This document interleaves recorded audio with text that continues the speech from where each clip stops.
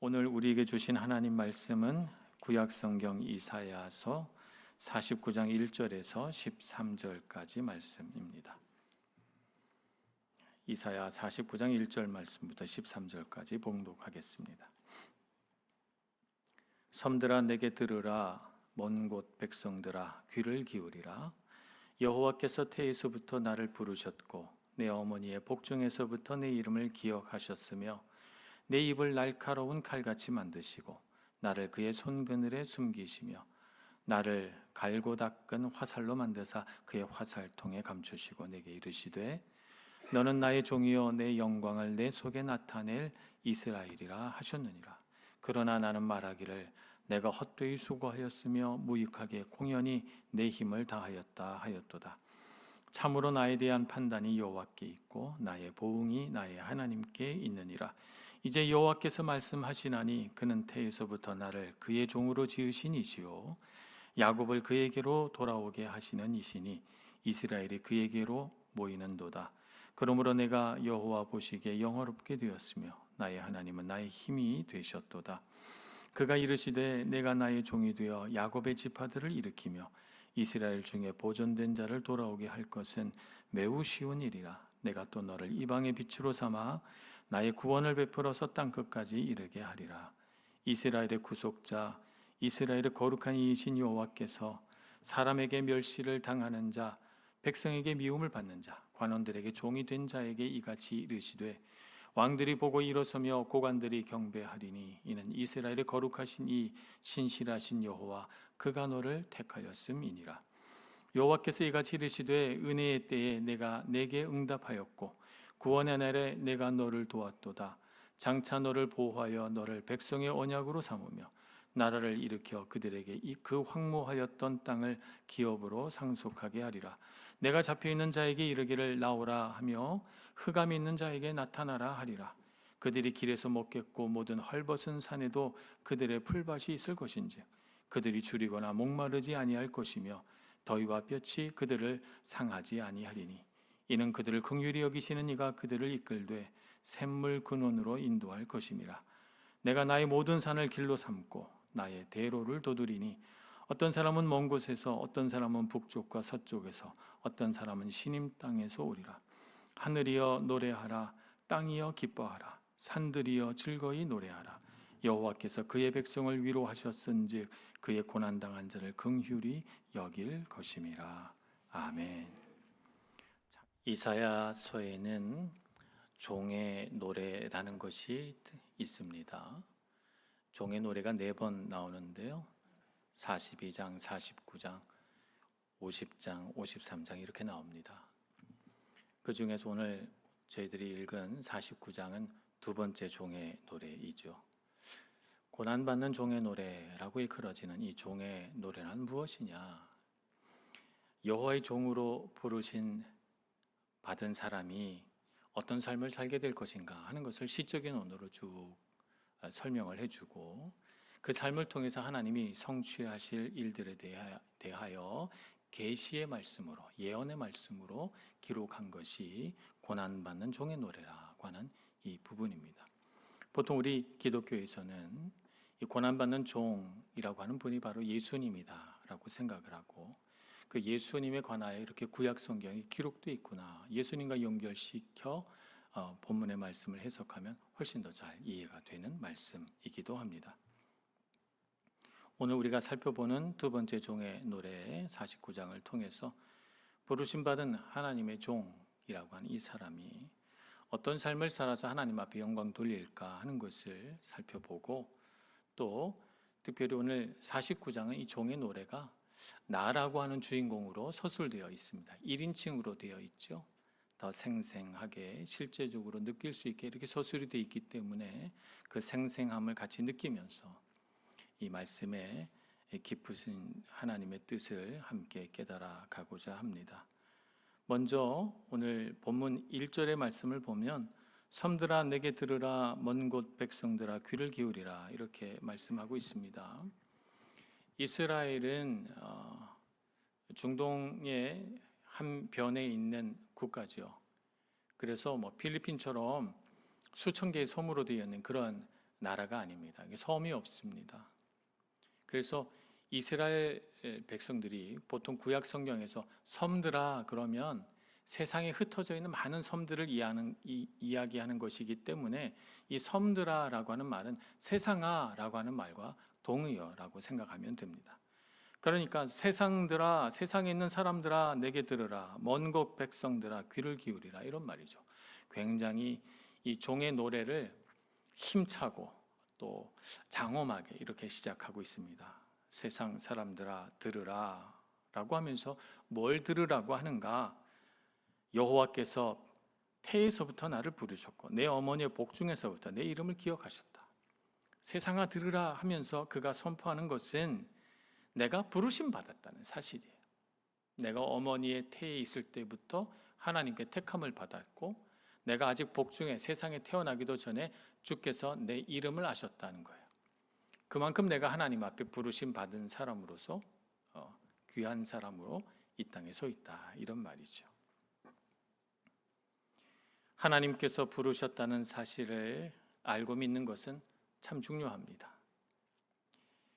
우리는 우리의 자신이 가치 있는 사람이라고 다 그렇게 받아들이고 알기를 원합니다. 그런데 우리의 가치는 어떻게 알 수가 있죠? 보통은 사람들이 우리에게 칭찬해 줄 때 알 수 있습니다. 참 아름다우십니다. 멋있습니다. 참 똑똑하시네요. 이런 말들을 해주면 내가 그런 사람인가 이렇게 생각하면서 내가 그런 사람으로서의 가치를 가지고 있다고 생각하는 거죠. 또 세상이 이런저런 세상에서 귀한 사람의 가치 기준을 만들고 있잖아요. 그래서 세상이 이런 사람을 대접을 잘해주면 그러면 내가 그런 사람이 되어서 가치를 인정받고 싶어 해요, 사람은.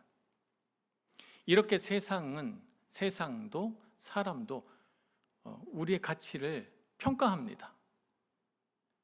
그래서 우리는 우리 가치를 어떻게 하느냐 하면 사람들의 말을 통해서 나를 바라보는 세상의 기준과 관점을 통해서 내가 가치 있는 사람인지 아닌지를 알게 되는 것이죠. 그러다 보니 세상의 가치에 따라서 사람들의 평가에 따라서 나는 어떤 때는 가치롭게 생각되기도 하다가 어떤 때는 무례한 사람을 만나면 내가 가치 없는 사람으로 판단된 것 같아서 속상하기도 하다가 이렇게 되는 거죠. 게다가 세상이 가지고 있는 가치 판단에 사람의 가치를 매기는 그 기준은 대개 외모를 가지고 판단하거든요. 사람의 내면이나 그의 영성을 가지고 판단하지는 않기 때문에 진정으로 우리의 가치를 알아본다라고 하기는 어렵습니다. 그러니 내 스스로 내 안에서는 내가 가치로운 사람으로 인정되고 그렇게 높이 귀함을 받기를 원하는데 세상에서는 그렇게 되지 못하는 것 같아서 속상하고 아프고 괴로울 때가 있죠. 하나님의 부르심을 아는 것이 왜 중요한가? 부르심 안에 가치가 있기 때문입니다. 나의 가치가 어디에 달려있는가 하면 나의 가치는 하나님의 부르심에 달려있는 것입니다. 내가 아직 형태를 갖추기도 전 내가 어머니 뱃속에서 아주 작은 모습으로 골격도 형성되지 않은 그때에 하나님께서 이미 나를 하나님의 종으로 택하셨다는 거예요. 그리고 내가 이 세상에 어떤 이름을 가지고 태어나기도 전에 나의 이름을 아셨고 나를 알아보셨고 나에게 하나님의 사명을 맡겨주셨다는 거예요. 나를 얼마나 귀하게 여기시길래 그렇게 해주시는가, 이렇게 생각이 드니 내 가치가 참으로 높아집니다. 그래서 하나님의 부르심을 통해서 우리는 우리 자신의 가치를 알게 됩니다. 하나님께서 나를 부르셨으니 나는 하나님 앞에서 참 존귀한 사람이구나. 하나님께 부르심을 받은 사람이라고 하는 이 자긍심은 이 세상의 어떤 자부심과도 비교할 수 없는 줄로 믿습니다. 전지전능하신 하나님께서 나같이 작은 자를 내가 무엇이길래 나를 아시고 나를 택하시고 내 이름을 불러주시고 나를 머리털까지 다 세 보실 정도로 나에게 관심이 많으시며 내 깊은 내면의 생각과 뜻도 하나님이 다 알고 계시니 이 세상 수많은 사람 중에 나를 사랑하셔서 특별히 택해 주셨다는 사실이 얼마나 귀합니까? 얼마나 자랑스럽고 얼마나 소중합니까? 그 하나님께 부르심 받았다는 하나님의 자녀로서의 가치를 잃어버리지 않는 여러분 모두가 되시길 축복합니다. 하나님께서는 우리를 부르셔서 우리는 그 하나님의 부르심을 따라 내가 하나님 앞에 귀한 사람이구나 하는 것을 알게 되며 그 부르심 안에 살아가기 때문에 하나님께서 나를 부르셔서 나를 세워주실 때는 나에게 뭔가 계획이 있으시겠지 하는 생각을 가지게 돼요. 그래서 그 하나님의 계획을 내 삶 가운데 이루어 가신다 생각하니 하나님이 내 곁에 계시고 나를 지켜주시고 나를 인도하시잖아요. 그래서 든든하고 그래서 안전하다고 생각되는 것입니다. 우리의 평안이 어디에서 오는가? 나를 부르신 하나님의 그 부르심에 나의 평안이 있습니다. 우리가 옷을 사러 가지 않습니까? 옷을 사러 갔을 때 아무 목적도 없이 아무 옷이나 사자 하고 옷가게에 안 들어갑니다. 겨울이 됐으니 따뜻한 잠옷을 살까? 잠옷을 산다. 목적이 있잖아요. 가지고 들어갑니다. 연말에 여러 행사들이 있으니 그런 행사에 입고 갈 좀 괜찮은 옷을 사야 되겠다. 그 옷을 사겠다고 하고 들어가요. 목적을 가지고 들어가서 살펴보고 내 마음에 드는 옷을 딱 고르는 거죠. 그죠?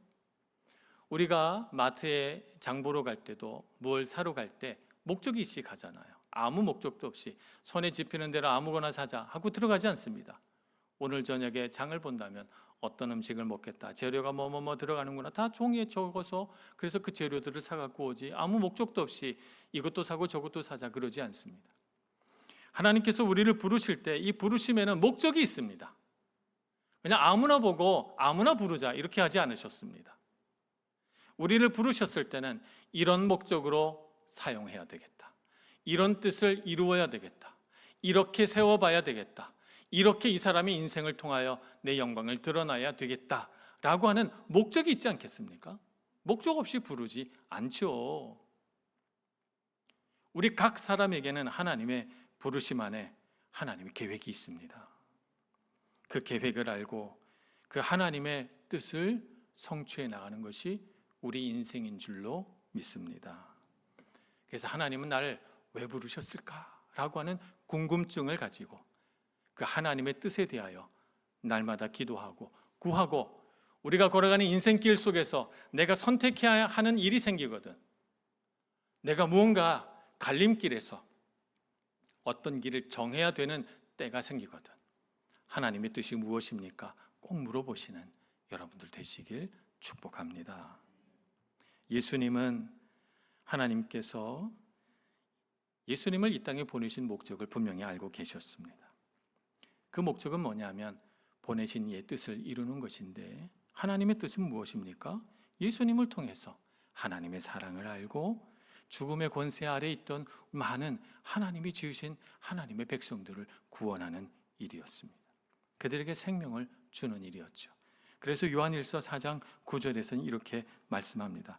하나님의 사랑이 우리에게 이렇게 나타난 바 되었으니 하나님이 자기의 독생자를 세상에 보내심은 그로 말미암아 우리를 살리려 하심이라.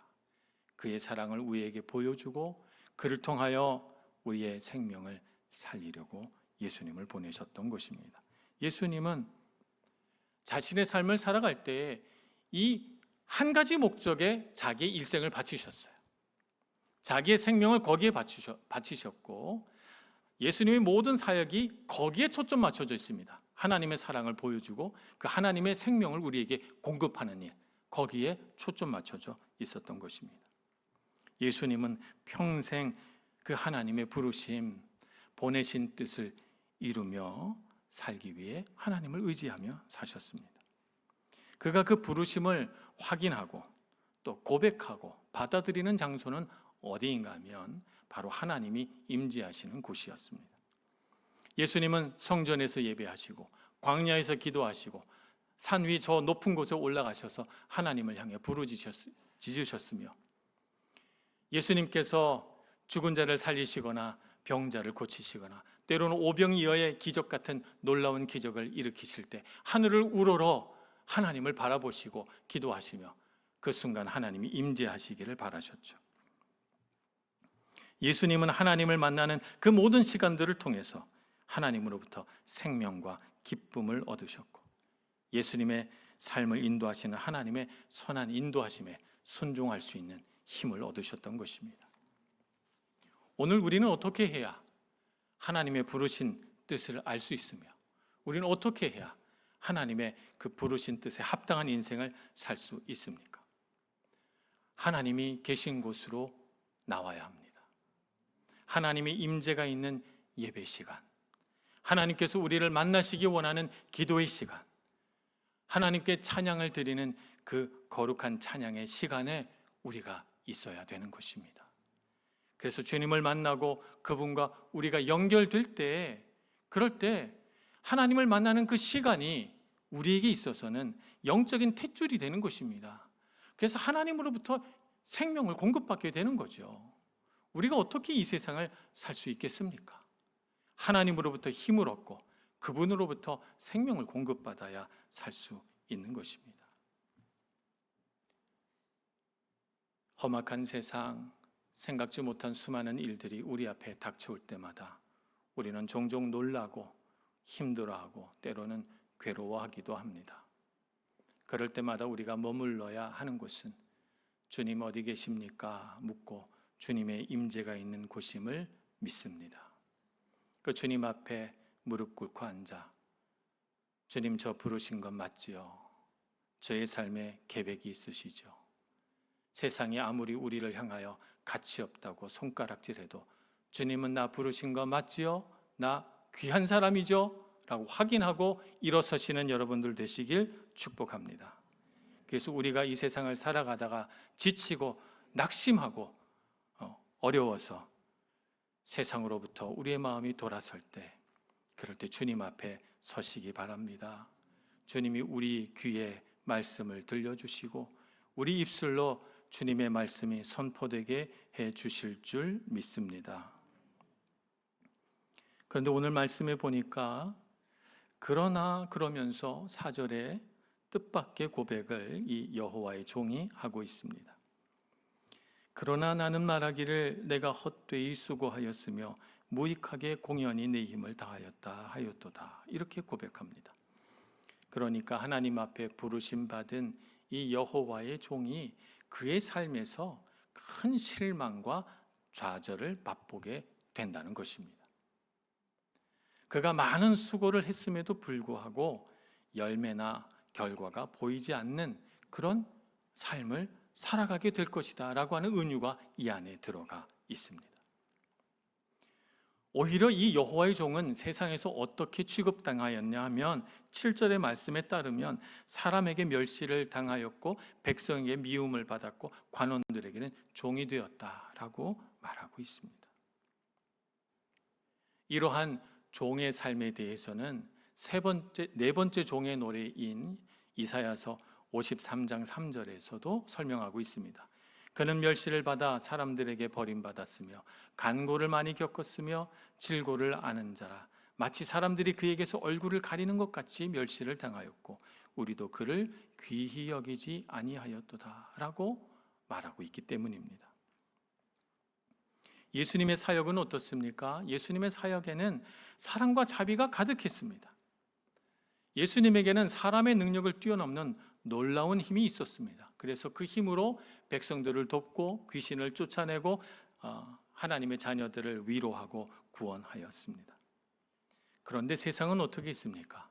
세상은 예수님을 바라봅니다. 예수님에게는 세상의 기준으로 볼 때 지위가 없었고 권력이 없었고 부가 없었습니다.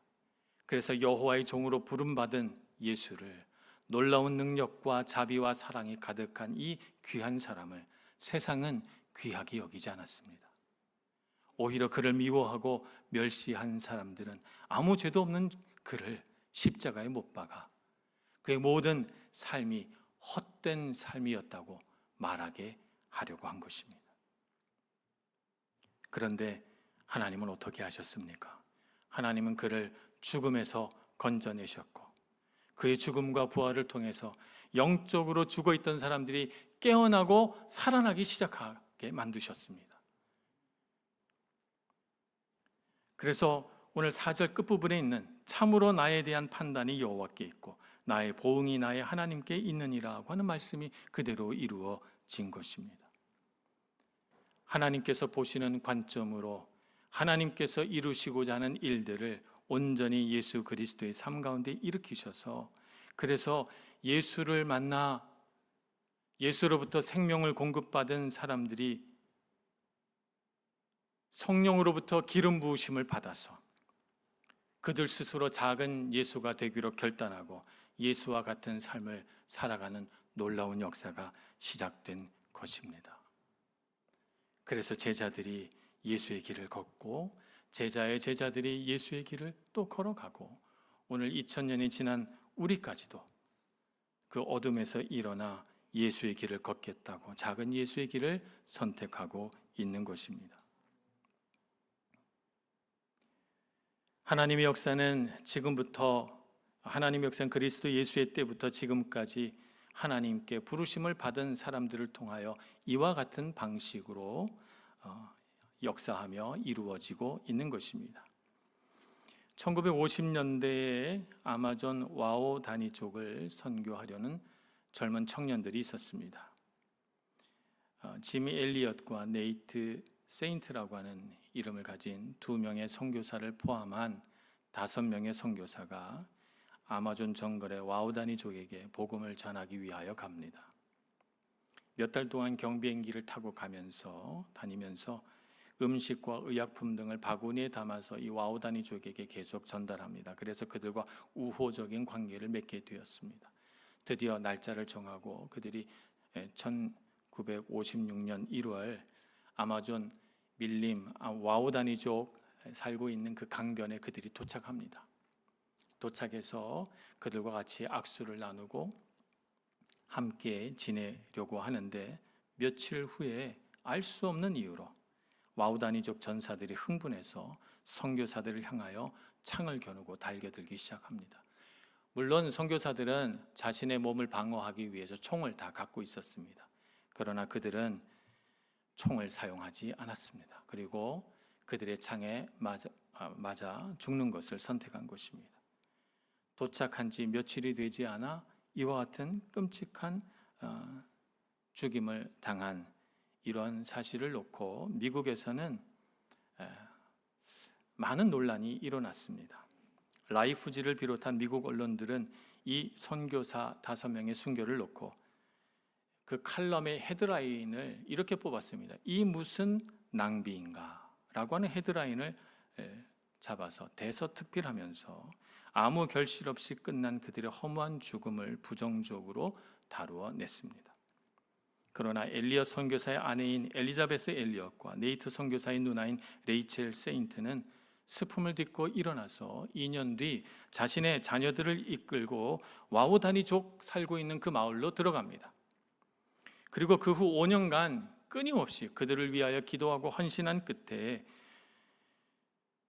와우 다니족 전사 중에 한 명 키모라는 사람을 회심시키는 데 성공합니다. 이 사람은 5명의 선교사 중 한 명을 창으로 찔러 죽였던 그 전사 중에 한 명이었습니다.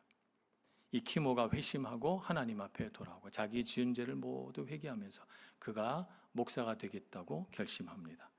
그리고 그 마을 전체가 다 회심하여 하나님을 믿게 됩니다. 1992년 30여 년이 지난 어느 날 와우 다니족 언어로 된 성경책이 편찬되고 그 성경책을 놓고 하나님 앞에 감사 예배를 드리게 되죠. 선교사들의 죽음이 헛되었습니까? 우리나라에는 이런 일이 있었습니다. 1866년입니다. 제너럴 셔먼 호라고 하는 미국 상선이 우리나라와 통상을 하기를 원한다 하면서 대동강을 거슬러 올라와 평양까지 오게 됩니다. 조선과 통상을 하겠다 이렇게 요구를 하니까 당시 외국과의 통상은 매국노로 여기던 그런 시절이었기 때문에 이 제너럴 셔먼호를 향해서 관군이 다 불화살을 던지고 이렇게 공격을 하게 됩니다. 그런데 이 배에는 누가 타고 있었는가 하면 스코틀랜드 성서공회 소속의 한 선교사가 타고 있었습니다. 한국어를 배워서 통역 겸 또 성경을 많이 가지고 와서 성서를 나누어 줄 그런 선교사로서 그 배에 타고 있었던 것입니다. 결국 배는 불타오르고 침몰하게 됩니다. 이 토마스 선교사는 그 많은 성경책 중에 딱 한 권 자기 품에 넣어서 간신히 헤엄을 쳐서 강변으로 올라오게 됩니다. 그 순간 그가 최초로 만난 한국인은 누군가 하면 자기에게 창을 겨누고 있는 관원이었습니다. 이 관원에게 예수 한마디를 남기고 성경책을 그의 손에 건네주고 난 뒤에 죽임을 당하고 맙니다. 이 토마스 선교사의 사역은 너무나도 짧았고 조선 땅에 발을 딛자마자 순교했기 때문에 아무런 결실도 맺어지지 않는 것처럼 보였습니다. 이때 이 선교사를 창으로 찌른 박충건이라고 하는 관원은 성경책을 가져와서 한문으로 되어 있는 성경책이었는데 그 성경책을 어떻게 사용했는가? 한 장 한 장 찢어가지고 자기 집 벽에 도배지로 사용했습니다. 벽에다가 다 붙여서 도배지로 쓴 거죠. 어느 날 이 집에 놀러온 최치량이라고 하는 사람이 방에 누워있다가 벽에 붙어져 있는 도배지를 가만 쳐다보니 놀라운 글이 적혀져 있습니다. 성경 구절을 유심히 보고 읽다가 그 내용에 깊은 감동을 받아서 그 자리에서 일어나 그 한 절 한 절 구절을 다 읽어보고 복음을 받아들이기로 결정합니다. 자기 혼자서 말입니다. 그리고 돌아가 자기 집 여관으로 사용하고 있던 자기 집을 예배 장소로 사용하여 그곳에 평양 최초의 교회가 세워지는데 그 교회 이름이 바로 널다리골 교회입니다. 이 널다리골 교회가 크게 부흥해서 예배당을 건축해서 장대현이라는 마을로 옮기게 되는데 이 장대현 지역으로 옮겨서 장대현 교회가 됩니다. 평양 대부흥 운동의 시발점이 된 바로 그 교회입니다. 그리고 최치량이라는 사람은 이 교회의 초대 장로가 되죠. 좌절과 실망의 다리를 건너 하나님께서 이루신 놀라운 일들을 보시기 바랍니다. 요한복음 12장 24절에 예수님은 이렇게 말씀하셨습니다. 내가 진실로 진실로 너희에게 이르노니 한 알의 밀이 땅에 떨어져 죽지 아니하면 한 알 그대로 있고 죽으면 많은 열매를 맺느니라고 했습니다. 선교사들의 죽음은 세상 관점으로 보면 헛된 죽음이었습니다. 그러나 그의 죽음을 하나님은 헛되지 않게 만드셨습니다. 그들의 죽음은 그 땅에 풍성한 열매를 맺고자 하시는 하나님의 뜻을 이루는 한 알의 밀알로 쓰임받았던 것입니다. 우리를 통해서도 하나님은 동일하게 일하십니다. 세상은 우리의 삶을 보고 헛되이 수고하였다라고 평가할지 모르겠으나 하나님은 반드시 우리의 삶을 통해 우리를 부르신 하나님의 뜻을 이루실 줄로 믿습니다. 설령 우리의 삶이 세상적인 관점에서 허무하게 무익하게 끝난다 할지라도 우리가 하나님의 손에 붙들려 그분의 선하신 뜻대로 순종하는 한 우리의 삶에는 같은 선교사님들과 같은 하나님의 역사가 일어날 줄로 믿습니다. 그러니 실망하지 마시고 무익하다 괴로워하지 마시고 주의 뜻대로 살아가시는 여러분 모두가 되시길 축복합니다. 갈라디아서 6장 9절은 이렇게 선포합니다. 우리가 선을 행하되 낙심하지 말지니 포기하지 아니하면 때가 이름에 거두리라. 거두는 날이 있을 줄로 믿습니다. 그래서 고난받는 하나님의 종은 13절에 이렇게 노래합니다. 하늘이여 노래하라, 땅이여 기뻐하라, 산들이여 즐거이 노래하라. 그가 하나님을 찬양하는 까닭은 그 찬양의 이유가 자신에게 있어서 하는 것이 아닙니다. 찬양할 만한 이유가 있어서 내가 기분이 좋아서 나에게 좋은 일이 생겨서 찬양하자는 것이 아닙니다. 그가 찬양하는 근거는 하나님께 있습니다. 여호와께서 그의 백성을 위로하셨은즉 그의 고난당한 자를 긍휼히 여기실 것임이라고 하면서 말입니다. 우리가 찬양하는 근거는 하나님께 있습니다. 하나님께서 우리를 부르시고 그의 일들을 이루시며 우리 삶을 통하여 하나님의 영광을 나타낼 것을 믿기 때문에 그 믿음으로 주님을 찬양하는 것입니다. 하나님은 고난받는 그의 아들 예수 그리스도를 통해 세상에 생명을 공급하시고 세상에 복을 베풀어 주셨습니다. 예수 그리스도를 통하여 목마른 자에게 물을 주고 배고픈 자는 먹이고 위로가 필요한 자는 위로를, 용기가 필요한 자는 용기를, 하나님의 말씀이 필요한 자에게는 생명의 말씀을 주어 살아나게 해 주셨습니다. 오늘 우리에게도 그렇게 하시리라 믿습니다. 실망하지 말라고, 낙심하지 말라고 하나님께서 말씀하십니다. 주님의 능력을 신뢰하고 그를 의지하라고 말씀하고 있습니다. 오늘 우리가 찬양하는 이유는 그 하나님이 나의 하나님이시기 때문이고 나의 힘이기 때문입니다. 기도하겠습니다. 자비하신 하나님, 크고 높으신 주를 찬양합니다.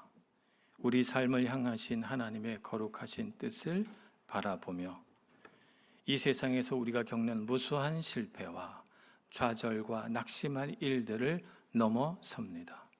사람의 힘 아닌 오직 하나님의 은혜로 우리를 붙드시는 그 하나님의 전능하신 손으로 우리의 모든 실패를 딛고 일어서기를 소원하오니 우리의 연약한 손 붙들어 주시고 우리를 부르실 때 우리 삶 가운데 계획해 놓으신 하나님의 뜻이 다 이루어지도록 은총 베풀어 주옵소서. 예수님의 이름으로 기도합니다. 아멘.